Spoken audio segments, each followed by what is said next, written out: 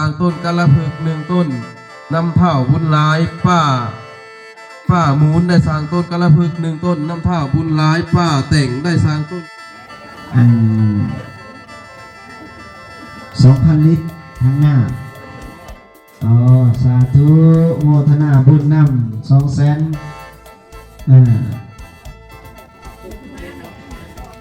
มีขอให้มีแต่อยู่วันโนสุขังพลังอย่าเจ็บอย่าจนอยู่มันฟันยืน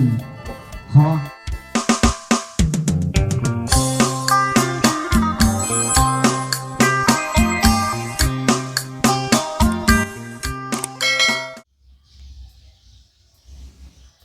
สวัสดีสวัส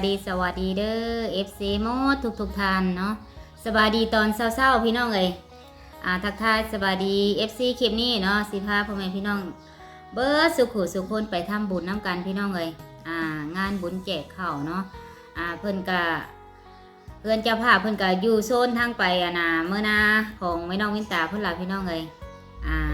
พอดีว่าเมื่อนี้กะเป็นมือพักมือพรแน่เนาะก็เลยถือโอกาสพาพ่อแม่พี่น้อง FC ไปทำบุญน้ำกันพี่น้องเลยงานบุญแจกข้าวเด้อเนาะอยู่ที่หมู่บ้านของแม่น้องวินตานี่งานบุญแจกข้าวนี่ก็เพิ่นก็เฮ็ดใหญ่อยู่ได้พี่น้องเลยเนาะถ้ารวมๆแล้วก็มีอยู่ประมาณ3 วันพุ่นละกว่าสิแล้วนี่ก็ได้มื้อที่1ก็เพิ่นก็สิมีการแบบหาญาติพี่น้องมาห่อข้าวต้มขนมห่างหากะเกียมเฮ็ดอีสังต่างๆแบบนี้นะพี่น้องเลยส่วนมื้อที่2นี่ก็คนที่เฮาไปแพร่หรือว่าไปอุปโภคนาเพิ่นมาทำบุญร่วมนะเพิ่นก็สิมาเต้าโฮมกันอยู่ในมื้อที่2เนาะคนก็หลายได้มื้อที่2อยู่ในมื้อที่2นะแต่ว่ามื้อที่3มื้อสุดท้ายนี่ก็สิเป็นมื้อตักบาตรเนาะมื้อใส่บาตรถวายกองบุญให้พระสงฆ์เพิ่นพี่น้องเลยบรรยากาศสิเป็นจังใดสิพาพ่อแม่พี่น้อง FC ไปติดตามรับชมน้ำกันเด้อเนาะผู้ใดเข้ามาแล้วก็อย่าลืมกดไลค์กดแชร์ไปอุปโภคนาบุญน้ำกันพี่น้องเลย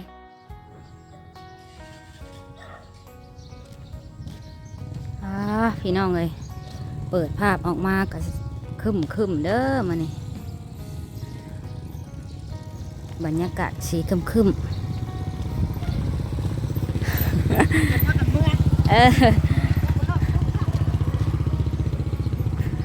กำลังย่างไปเพื่อนบุญพี่น้องไปใส่บาตรตอนเช้าๆเนาะเมื่อวานนี้ก็มีการทำบุญแจกข้าว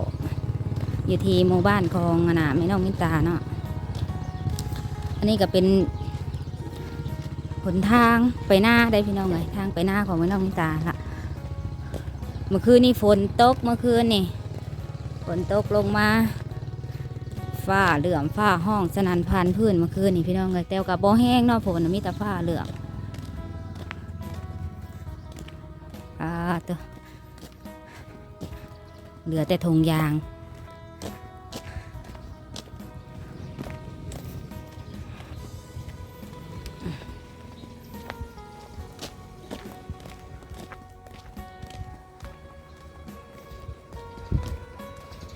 มาเบิ่งก่อนเป็นจังใด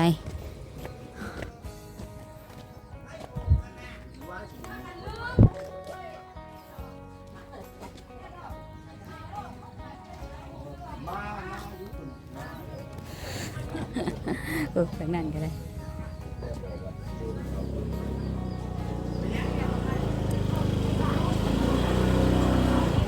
มาพี่ก่อนพี่น้อง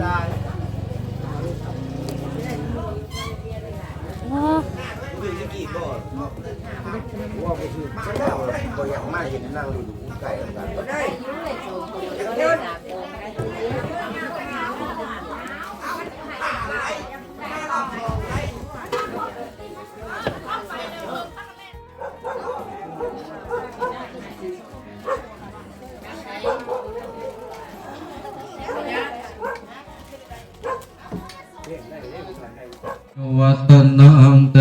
สิวิตัญญาวะนิพพานังตัสสา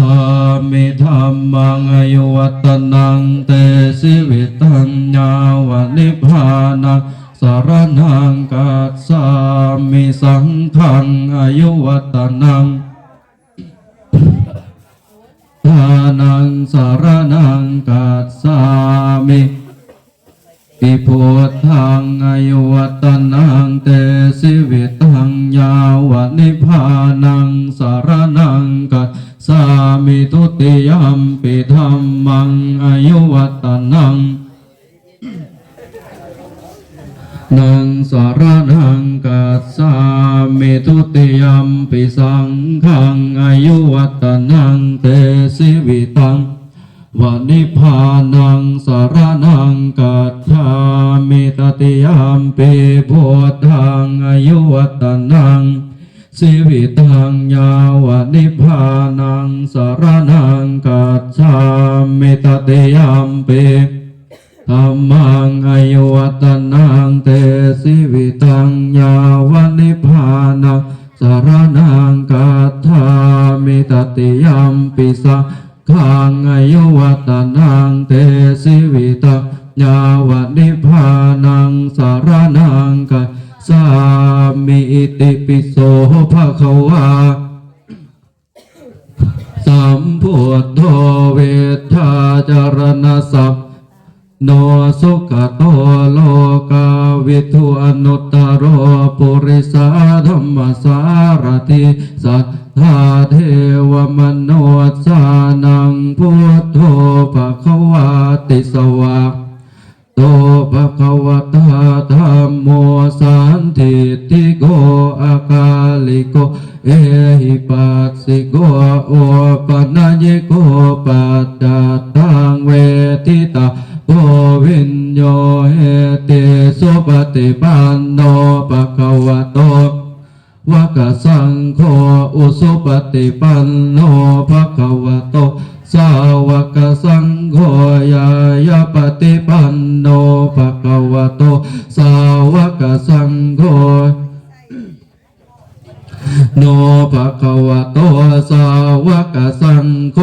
ยติทังจัตตาริปุริสยุคานิอัตตปุริสปุคคลาเอสะภะคะวะโตสาวกสังโฆอาหุนปาหุนายโยทากินะเพราะว่ายังขาดเคินว่าสันเนาะเกี่ยวเกกับพินก็สร้างว่าสันเรื่องปัจจุปัจจัยว่าสันเนาะพี่น้องเนาะสานันผู้ใดมีเจตนาพาน้องเนาะก็มีในมีจิตใจว่าสัตว์เนาะรวมบุญรวมกุศลน้ำเพิ่มคือขันไปเพน้ำบดาญาติพี่น้องผู้ศีสา50เนาะพี่น้องเนาะคนละใหม่คนละมือว่าสัตว์เนาะพี่น้องเนาะเมนว่าอยู่ใส่ก็คือการว่าสัตว์เนาะปกติไก่ติไก่เกี่ยวแก่กับการสร้างสรรค์พัฒนาหรือว่าการสร้างนับทำบุญว่าสัตว์เฮาก็ถือว่ามีโอกาสเนาะพี่น้องเนาะมีโอกาสจะได้บุญน้ำเพิ่นจะได้สร้างสาพัฒนาวัดว่าอารามน้ำเนาะพี่น้องเนาะนี่คือเป็นบุญมาสู่เฮาพี่น้องเนาะสะนั้นเนาะจีโกเนำญาติพี่น้องเมปเอาวสันสาวปั่นของพวกเฮานี่วสันผู้ศีสา50เนาะพี่น้องเนาะเมนว่าเฮาบ่ได้บริจาคเหือจากแห้งวสันเนาะเฮากับบริจาคทางวัตถุสิ่งของวสันเนาะหรือว่าปัจจุปัจจัยวสันนี่ขอเพเด้อพี่น้องเด้อสนอยสิหายทางศิลวัตเพิ่น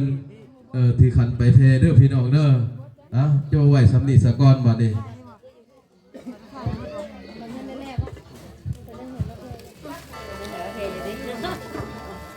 ผู้ใดว่างมาพาเขามาในเด้อบัดนี้เด้อบ รรยากาศการทำบุญเด้อพี่น้องเลย แต่ว่าเจ้า พ่อแม่ ก็ พี่น้อง ได้ FC สร้า มาง ติด วัด ตามมา ป่า ชมอยู่ตอนนี้กับ เป็น อนุโม สำ ท นัก นา ส บุ ง ญ ฆ์ น้ำกันเด้อเนาะอยู่ที่ เป็นสำนักสงฆ์ เพื่ ทุ อน ก เจ้าภาพ ปี เพิ่น 3 หน่วย20 ปลายเฮกตาร์เพิ่นได้ม มา อบ ทำ ห บุญ มาย กันหลายๆได้มานี่ ให้ นะ เป็นสำนักสงฆ์เป็นที่ บรร ป ยา ฏิ กา บั ศ ติ กั ธรรมของคนเล่าชาวพุทธ ใครมีใจศรัทธาก็โมทนาบุญกุศลนำมีอาจารย์ประเสริฐเพิ่นก็ถวาย800,000 กับ 200 บาทแล้วก็มีครูบาเพิ่นถวายกับจักแสนนี่ครูบาบ้านก็500,000ครูบาประเสริฐก็800,000โน่ในล้านป้ายน่ะเด้ โมทนาสาธุบุญกุศลนำที่คุดนำบอกก่อศาลาในพระพุทธศาสนาในสร้างบุญสร้างกุศลนี่แหละเฮาเกิดมาชาติเดียวเฮากับบ่ได้เอายังไปนำสร้างบุญสร้างกุศลสร้างคุณงามความดีนี่แหละที่เอาไปนำได้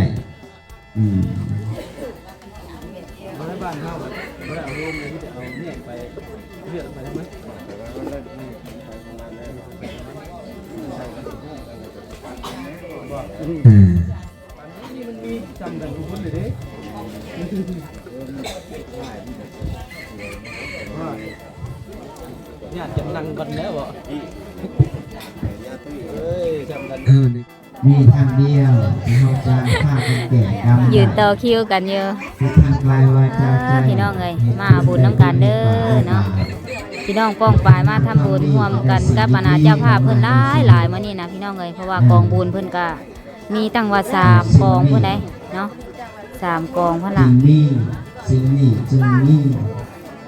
ถ้าเรามีสิ่งนี้ บรรยากาศการทำบุญอยู่ที่สปปลาวเด้อบ้านโคกปะไวมาอุทุมพรแขวงสวรรณเขตเนาะ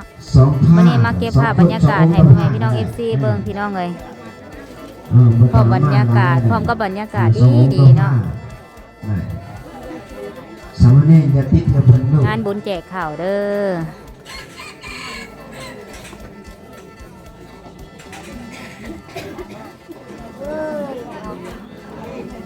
คนนั้นน่ะถือคุผู้ใดพี่น้องถือคุถือขัน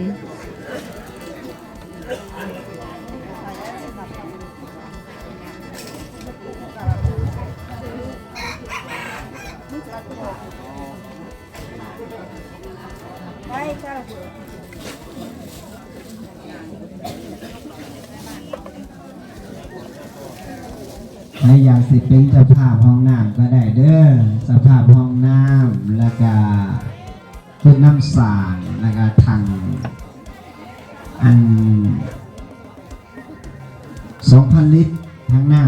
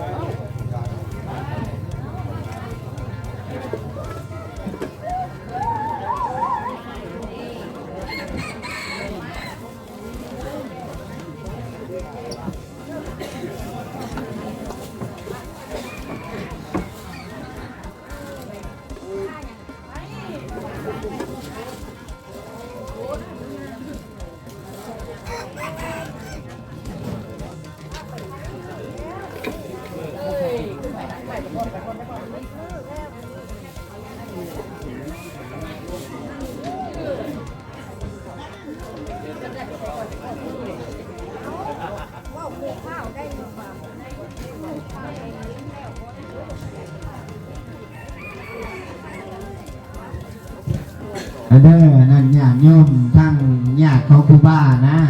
ครูบ้าที่คุณนำสางเด้อพระอยากได้บุญนำครูบ้าเด้อบอกไว้ก่อนเด้อคุณนำสางกับสางห้องน้ำเด้อบอกพี่น้องเจ้าของตัวเองนะเนี่ยญาติโยมพื้นก็อยากเกี่ยวกันแล้วแต่ไผ่รู้สึกว่าเป็นพี่น้องของครูบ้าเด้อว่าคุณนำสางแล้วก็สางศาลาลงถ้ำแล้วก็เห็นห้องน้ำแล้วก็สร้างธรรมสื่อธรรมวกิสกุลธรรมจำลองอยู่ในภูกระปีอยู่ตรงไว้หน้าเมืองส้นแห่งสวรรค์เขตทางนั่นแหละนั่นแน่สารบัตจันชากัน100,000 กีบสาธุขอให้อยู่ยืนอยู่เป็นกำลังของพระพุทธศาสนายืนยาวได้จะ120 ปีพ่อเนาะมันจะไปเมื่อไหร่เนาะย่างเอา80บ่สาธุขอเทวดาคุ้มครองสาธุอนุมัติพันยืนเมื่อวานนี่ว่าหยอกเพิ่นซื้อเนาะให้ปัญหาน้ำเพิ่งมากินกับปรมัตถ์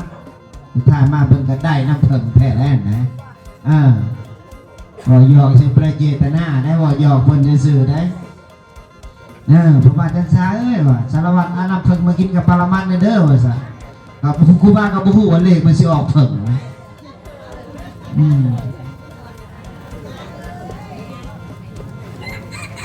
อย่างมันออกแล้วพ่อจะได้มันก็ถึงเนาะถ้ามันยังบ่ออกว่าจะได้ก็บ่ถึงตอนนี้อาบน้ำก็ลำบากอาบน้ำก็น้ำขี้งูเมื่อแล้วใส่น้ำขี้งูอาบมันจังหอม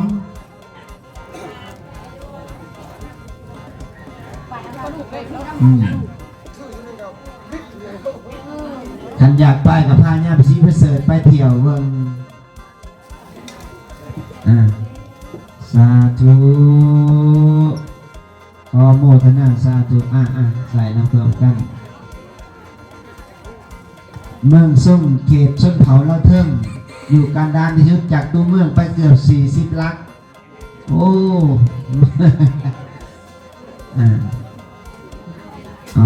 สาธุโมทนาบุญนำ200,000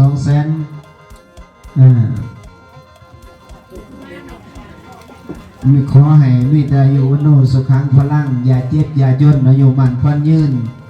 ขอให้ได้ยศลอยยังเอาพันโทพ่อเนาะพันเอกบ่เอามันเอกโทษเอาโทษพอละมันพอขึ้นพอกลางอยู่มันควันยืนในพุทธศาสนาเจริญรุ่งเรืองเด้อสาธุ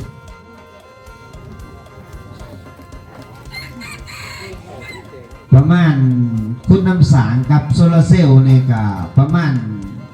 35,000 บาทประมาณนี้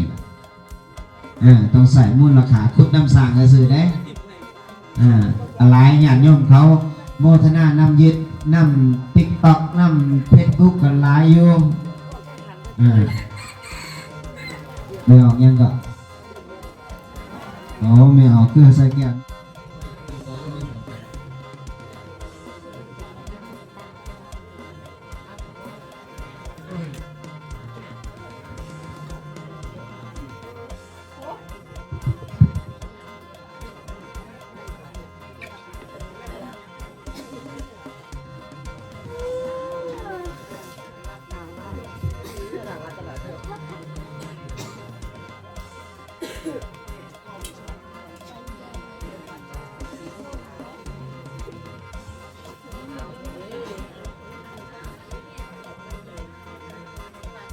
นะโมตัสสะภะคะวะโตอะระหะโตสัมมาสัมพุทธัสสะ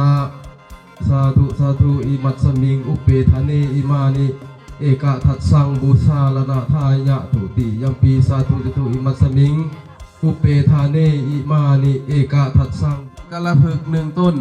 นำเท่าบุญหลายป้า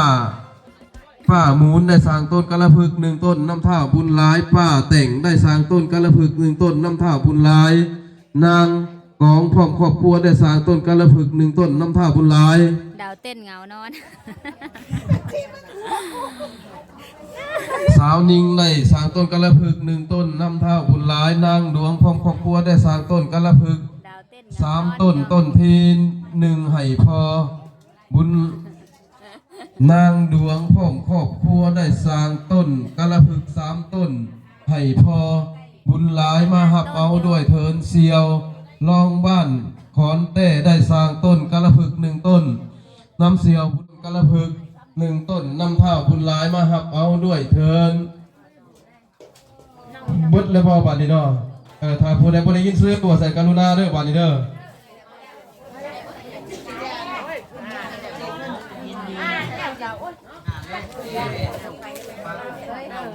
ถ้าเท่าบุญหลายบ่ฮู้ถ้าบุญหลายมาบ่ได้ขออัญเชิญเทพบุตรเทพดาผู้มีฤทธิ์จง อันนี้ก็เป็นขั้นตอนสุดท้ายแล้วพี่น้องเอ้ยขั้นตอนสุดท้ายแล้วจังใดก็มาฮอดนี่สิได้ขอจบคลิปเพียงส่ำนี้ก่อนเด้อขอขอบคุณขอบใจละลายที่เข้ามาติดตามรับชมตั้งแต่ต้นจนจบคลิปพี่น้องเอ้ยการทำบุญอยู่ทางสปป.ลาวงานบุญแจกข้าวก็สิประมาณนี้เด้อเนาะตามแต่ละงานตามแต่ ตามแต่ละครอบครัวโดยเฉพาะหมู่บ้านของแม่น้องมินตาและหมู่บ้านโคกประวายเนาะแต่ว่าอยู่เขตอื่นบ้านอื่นก็สิแตกต่างอีกไปอีกแบบอีกพี่น้องเอ้ยก็สิแตกต่างกันไปอยู่เนาะก็สิบ่คือกันดอกจังใดก็สิได้ขอจบเพียงสำนี้ก่อนไปก่อนบ๊ายบายสวัสดี